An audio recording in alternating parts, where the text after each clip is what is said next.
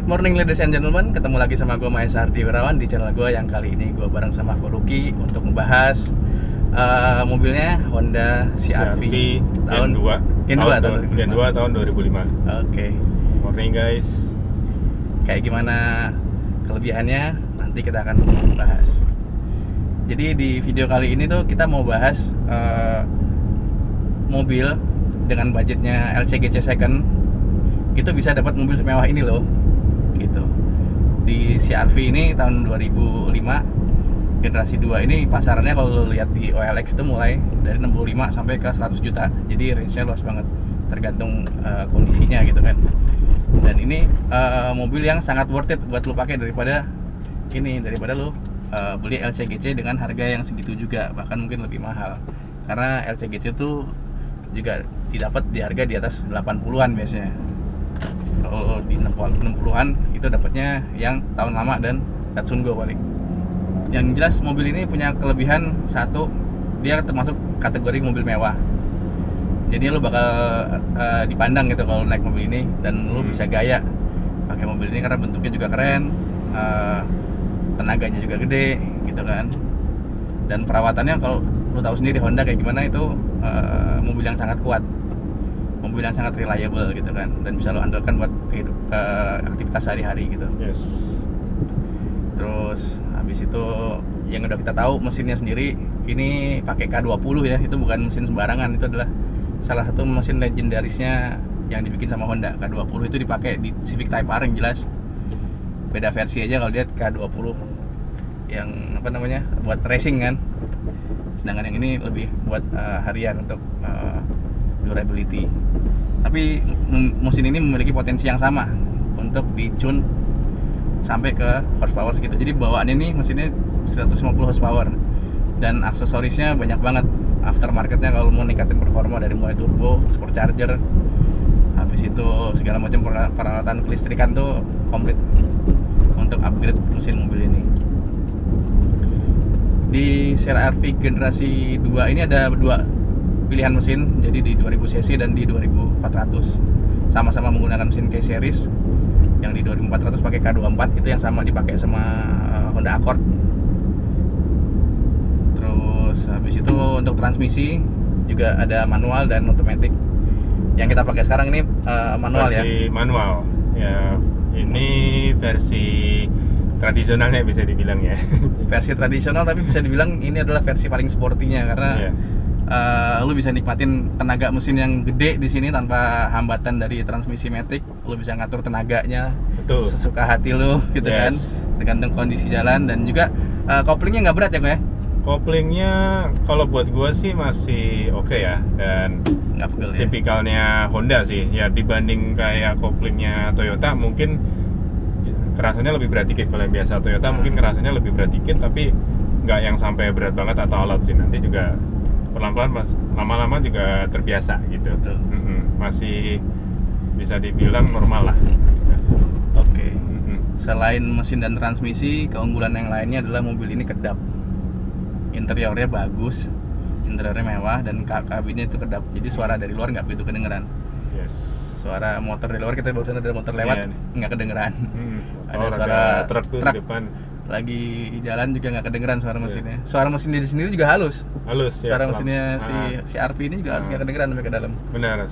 Asal dirawat rutin, dan ngerawatnya juga sebenarnya ngerawat biasa. Ini selama ini gua ngerawatnya cuma ya ganti oli sama ganti filter oli, kayak gitu aja sebenarnya. Perawatan basic aja ya. Yang penting jangan telat, terus ya olinya pakai yang sesuai. Yang bagus ya. Gitu aja. Dari mesin sendiri pernah ada problem nggak, kendala mesin bocor? Kalau mesin nggak, overheat segala macam. Oh mesin nggak ada sama sekali ya. Kalau mesin nggak, paling kalau problem itu, tapi ini relatif sih, kayak kalau yang dari sisi mesin tuh radiator bocor ya karena faktor usia sih, itu pernah. Betul. Itu tinggal di servis aja selesai ya, itu ya. Itu selesai. Kemudian paling ya kalau usia apa ya itu relatif ya, ganti berkala lah ya. Moving berkala gitu. Belok kiri kita di depan. Nah, dari konsumsi bahan bakar gimana kok? Konsumsi bahan bakar nih. Katanya kan CR-V tuh banyak yang bilang boros nih mesinnya tuh katanya. Kenyataannya gimana kalau buat kenyataannya sehari-hari? Enggak ya? Enggak, kalau ini, tapi kalau gue ngerasa mungkin karena manual kali ya. Kalau manual kan dibanding matic rata-rata lebih irit manual ya, Betul. karena lu bisa ngatur. Dan kalau sejauh ini gua make CR-V gua ini pemakaiannya gua bilang cukup irit, dan orang-orang tuh juga banyak yang kaget gitu. Kalau pemakaian dalam kota ya udah lu sambil macet-macetan berhenti jalan gitu paling sekitar 1.9 sampai 1.10-an. Oh ya, dalam kota dapat segitu ya? Iya, dapat serius. Jadi jauh lebih irit daripada Innova bensin tuh. Kalau segitu. Iya, kalau luar kota, nah itu lebih irit lagi. Mungkin Oh, bisa iya? 1.11, 1.12. Itu lewat tol tuh ya, toko ya. Lewat tol, Jadi BBM irit ya. Jadi kalau misalnya mesin 2000 cc biasanya itu di 17 ya, 17 di dalam kota, dan ini ternyata Iya. dalam kota bisa 110 ya. Iya. Dan Satu itu seboros-borosnya mungkin 1.9 gitu. 19 tuh udah cukup boros ya. Itu gue boros itu kalau irit ya itu, hitungannya buat mesin 2000 cc. kondisi ya mungkin 1.8 kali ya. Atau itu kalau udah kondisi misalnya ya Macet banget macetnya ya. tuh macet banget. Terus ya kita tuh kena macetnya berjam-jam gitu. Nah, itu bisa lah mungkin segitunya. Tapi kalau kondisi jalan normal 1.9 1.10 lah. Karena ini versi manual dan ini mesinnya juga sehat karena Iya. perawatannya bagus nih. Betul. Dan juga bensinnya pakai apa biasa kok? Bensin sekarang ini masih bisa Pertalite. Masih bisa Pertalite ya? Iya. Dan nggak ngelitik-ngelitik itu nggak ya? Enggak. Oh, berarti benar sehat ini perawatannya. Dan yang Betul. jelas yang bikin irit itu tentunya yang utama adalah kakinya. Kalau kini udah sekolahnya S3 ya. Halus. Oh, bagus aja. Jadi kakinya masih sekolah, dan kalau gini nyetirnya halus banget ya. Kalau dibejek ya tetap aja boros ya kok ya. Iya. Kalau dibuat kebut-kebutan mobilnya tenaganya enak soalnya ya. Oh, enak. S3 S3 maksudnya manual 3 pedal. Ya.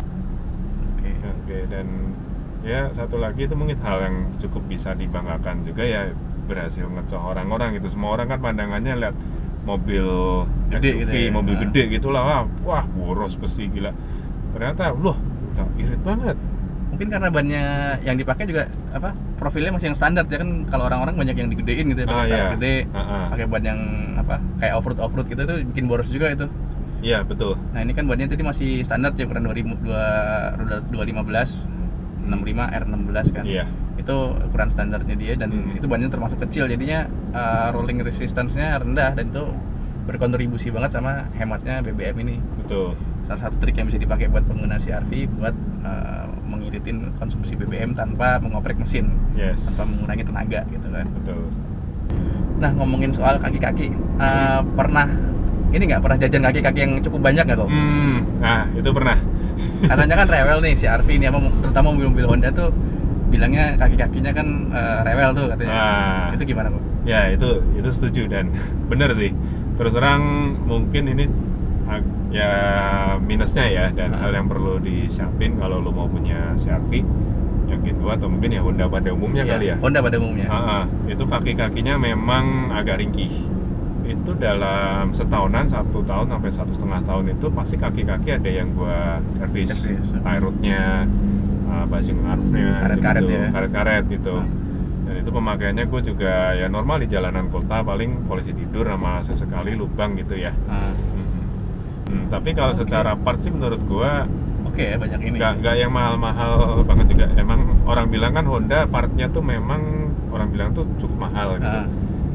Banyak ininya, banyak part alternatifnya ya berarti ya. Iya, banyak part alternatifnya. Harganya juga murah dan kuat gitu ya. Sebenarnya murah banget. Mungkin kalau di-compare sama Toyota, mungkin masih murah Toyota ya. Tapi juga termasuknya tuh nggak yang mahal banget juga. Kayak basing arm itu gua kalau nggak salah tuh sepasang tuh cuma sekitar 200-an, 300-an. Ya oke lah, oke banget lah gitu kan. Malah murah itu kalau untuk mobil sekelas ini gitu kan, sekelas SUV yang gede gitu kan, yang cukup gede, kelas menengah kayak gini. Kampas rem itu kan gue juga, kampas rem kan tergantung pemakaian. Gue pakai yang aftermarket merek Jepang tapi Nissin kalau lo tau. Bukan Nissin Buffer ya. Nah, itu yang kampas rem belakangnya tuh 550. Yang depannya itu 500. Sepasang loh ya. Sepasang udah. Oke lah. Dan ini yang udah gua ganti juga tuh shock breaker depan itu udah bukan ori juga, baru gua gantinya Januari kemarin nih, karena ya udah waktunya, udah jumbo nih. Itu gua pakai aftermarket. Kenapa tuh? Itu kena 2,5 kalau nggak salah. 2,6 udah sama masangnya belum? 2,6 udah sama pasang. Pas itu Oke. bengkelnya kebetulan lagi promo dia. Murah sih termasuknya itu. Kalau suka duka lainnya apa ya, kalau itu terus ini central lock juga. Kalau CR-V gua ini ya central lock nih lumayan rewel juga sih terus terang. Gua nggak tahu kalau yang mobil lainnya kayak Itu memang penyakitnya si CR-V memang salah satunya. Oh. Jadi ada modul central locknya itu yang memang sudah waktunya diganti memang. Iya. Itu yang di sini bermasalah nih. Ini lagi ada masalah nih. Jadi gua kalau central lock buka kunci gitu misalnya, itu semua yang lain berfungsi kecuali pintu gua nih. Oh, malah supirnya malah nggak pintu bisa. supir. Tapi itu masalah umum dari dulu. Gua central lock kalau masalah pasti gitu. Ada salah satu yang loh nggak ngerespon Nggak ngerespon, gitu. ya. Itu salah satu penyakitnya itu sih. Iya, di kunci CR-V atau sih. jendela gitulah. Gitu. Itu modulnya memang dia yang udah umur aja memang. Iya. Tapi itu yang nggak terlalu ngerepotin sih. Ini gue putusin gue pertahanin. Investasi yang sangat baik sih karena buat teman-teman yang mau nyari mobil second juga dengan budget misalnya 80 tadi udah dapat CR-V yang cukup bagus. 80-85an itu udah proper sih. Terus dengan invest gitu nanti kalau mau jual lagi bisa jadi setelah pakai 3 tahun 5 tahun malah harganya naik karena ini udah mobil umur 20 tahun kan. Itu masuk ke kategori future classic itu dia udah. Iya. Jadi harganya itu nggak, depresiasinya udah nggak ada. Yang ada mungkin kemungkinan besar malah naik di harganya. Betul. Karena value mobil ini dulu barunya di kelasnya CR-V kan sama dengan kelas di 500-600 juta gitu kan. Kelas setengah miliar, ini masuk mobil mewah. Dan perawatannya segini mudahnya gitu kan. Orang tertarik banget gitu untuk melihara. Dan kalau mau beli baru udah nggak bisa karena ini udah selesai produksinya di tahun 2007 gitu kan. Nggak, kalau mau cari yang mulus agak susah. Jadi ya ini kondisi mobilnya semulus ini sih jangan dilepas sih. Karena yang ada ntar akan naik kan ininya harganya. Iya, nanti malah nyusul belakangan. Soalnya kakaknya dia nih yang Gen 1. Gen 1, itu udah lebih mahal harganya. Itu udah lebih mahal sekarang. Betul. Karena sekarang itu yang Sekarang. mereka sudah masuk jadi mobil hobi kan. Iya. Tapi Gen 2 gue perhatiin mulai ada beberapa yang main juga. Kemarin kan gitu gue Farid Hilman kan terus juga sudah mulai dandanin nih kan. Iya. Dan itu keren juga sih, tapi yang punya dia yang versi all wheel drive-nya. Oh, yang ngomongin versinya di luar negeri ini dia punya mesin selain mesin 2000 dan 2400, dia juga punya yang versi all wheel drive. Dan itu sangat berguna banget buat di luar negeri karena jalannya banyakkan salju kan ya. Betul. Itu lebih stabil, jadi dia full time all wheel drive. Tapi di Indonesia nggak dipasangin itu karena yang pertama justru itu malah bikin boros kan konsumsi bahan bakar, kemudian lebih banyak komponen, juga bikin lebih banyak komponen yang lebih mudah rusak gitu kan, perawatannya jadi lebih tinggi dan harga jualnya jadi lebih mahal. Dan pada saat ini pada saat itu pajak 4x4 masih tinggi, jadinya kalau buat teman-teman yang mau upgrade jadi 4x4 ya bisa tinggal beli yang part dari Australia atau dari US nya, itu plug and play langsung bisa masuk. Betul. Tapi kalau di Indonesia sih nggak perlu karena kita nggak pernah pakai salju juga kan, dan untuk dipakai buat off-road juga tuh kurang proper karena all wheel drive dia bukan 4WD yang buat off-road. Beda ininya, beda sistemnya, dia lebih lemah. Betul. Iya, ini bukan mobil buat main di kubangan sih, nggak kayak Land Cruiser atau X-Trail gitu ya. Tapi kalau butuh piknik, kita naik ke Curug gitu, oh ini cocok ya. Oh, enak. Oh, sorry, mungkin satu yang sebenarnya miss itu kalau buat naik ke ini ya medan terjal pegunungan gitu yang curam-curam, jalannya jelek gitu. Sebenarnya bukan jalan jelek tapi tanjakan curam, ini sebenarnya nggak terlalu kuat karena dia front wheel drive. Front wheel drive ya. Dia penggerak roda depan. Jadi kalau buat nanjak curam itu ya harus ancang-ancang ya. Dia harus ancang-ancang sih, dia nggak terlalu kuat sih. Mungkin itu salah satu ini ya minusnya yang perlu diperhatikan juga. Nah, jadi kalau teman-teman nanti punya CR-V yang Gen 2 kayak punya gua gini dan pakai ke jalanan yang curam, apalagi panjang gitu, panjang dan penuh penumpang gitu ya. Penuh penumpang. Nah, ancang-ancang ya. Penting ancang-ancang. Hati-hati bawanya ya. Hati-hati bawanya, ancang-ancang, dan ya mainin gasnya apa yang bener lah. Gitu. Kalau memang habitatnya di sana, berarti ngambil yang mesin gede aja yang 2400 ya, torsinya lebih gede. Iya betul. Lebih enak gitu ngegasnya. Tapi kalau buat di dalam kota ini udah paling Kota paling enak. nyaman ya. Kan gua kan jarang-jarang juga gua ke daerah Gunung-gunung pegunungan belum gitu tentu kan. setahun sekali juga ya. Iya, gitu. Ya mungkin 2 tahun 3 tahun lagi kali ini udah akan jadi mobil hobi atau kolektor kali ya. Sekarang sih sudah masuk Sekarang sih. udah masuk ya. Sudah masuk sih karena beberapa quirky feature-nya itu yang sudah nggak ada di mobil-mobil yang lain gitu kan. Iya. Kayak tadi jendela yang di belakang gitu kan. Kemudian ini kalau yang versi otomatiknya juga tuas otomatiknya di setir dia. Iya. Di kolom dia. Kayak mobil-mobil Amerika gitu kan. Iya. Itu udah nggak ada tuh, terakhir di Indonesia tuh di Ford Escape yang generasi awal yang operannya di setir. Iya. Sedangkan ini yang maticnya operannya di setir. Terus habis itu ini handle untuk handbrake-nya kan. Ini itu ada di sini dashboard, ya. Di dashboard itu unik banget itu. Nah ini banyak orang yang bingung awalnya, terutama kalau pas gua ngevale. Iya, nyariin ya. Nyariin gitu. Dan ini untuk orang yang belum pernah itu rasanya awalnya alot sih. Ya keras ya dia. Kerasa, padahal sebenarnya cuman Tarik aja gitu ya. tarik sama tekennya yang pas aja sih. Sebenarnya nggak terlalu berat. Tapi ya gitu, gua kalau misalnya ngevale dan orang valenya itu belum pernah bawa ini mobil, itu pasti bingung gitu. Jadi kalau gua pas berhenti dan rem tangan gua pasang, itu rata-rata orang valenya tuh gua kasih tahu dulu, "Bang, ini rem tangannya ya." Oh gitu. Iya.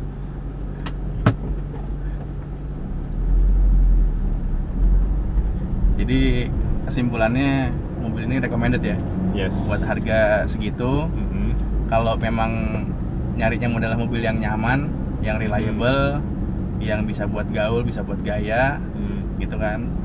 Ini adalah salah satu mobil yang cocok buat dijadikan pilihan. Jadi alternatifnya tuh ini yang di kelas itu CR-V ini, X-Trail dan juga Escudo. Tapi kalau yang masih mikir bensin irit, ya udah mendingan beli LCGC aja, karena LCGC bensinnya irit banget. Lebih irit lagi. Jauh lebih irit. Tapi kalau butuh yang kenyamanan ya ini udah salah satu mobil yang tepat untuk di boyong gitu. Betul, Pak. Ya termasuk juga buat yang ini ya mungkin punya keluarga. Betul. Keluarga kecil, anak satu gitu. Iya. Ini pas banget gitu. Ya dia ruangan interiornya lega, terus bagasi belakangnya yang kayak kalau punya gua kan soalnya nggak ada jok belakang, jadi gede dirinya. Nah itu bisa muat barang-barang juga kalau misalnya lo sekeluarga lagi piknik gitu. Iya. Ada mejanya lagi. Kalau jalan-jalan sama keluarga terutama bawa anak bayi itu, walaupun bayinya masih kecil tapi barang-barangnya gede-gede. Iya. Dan ini bagasinya luas banget ini. Betul. Bisa cukup banyak banget barang-barang. Oke, kalau gitu sekian dulu video gua kali ini. Thank you buat Koluki. Jangan lupa follow Instagram gua di @kreatif dan Instagramnya Koluki @aryalukito. Oke. Sampai jumpa di video-video berikutnya. Thank you. Jangan lupa klik like and subscribe. Bye bye. Siap. Thank you. Bye bye guys. Thank you Mas Maesa. Siap, Koluki.